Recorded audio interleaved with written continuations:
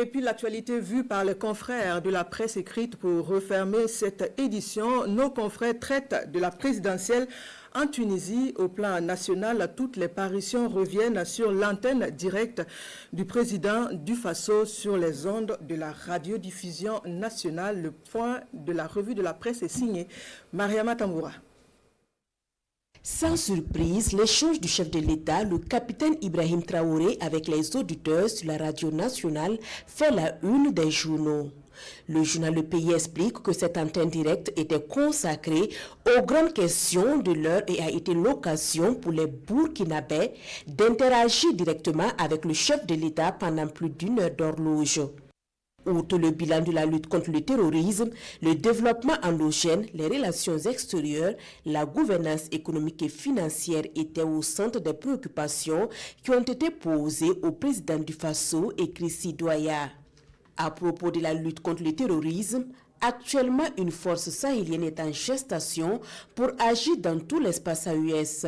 Propos du capitaine Ibrahim Traoré, repris à la une du journal Le Quotidien. Toujours dans son grand oral, le chef de l'État revient sur l'attaque de Barsalgo, une autre des préoccupations des auditeurs. La réponse du président est reprise à la tribune de l'Observateur Palga. Attaque de Barsalgo, j'étais personnellement visé, peut-on lire. Barsalgo et la situation du pays, il y a une histoire. En juillet 2022, vous pourrez peut-être après vous renseigner sur place à Barsalgo. J'ai défié beaucoup d'autres pour m'interposer afin que Barsalgo ne tombe pas. Donc, j'ai sacrifié beaucoup de choses là-bas, explique l'Obs.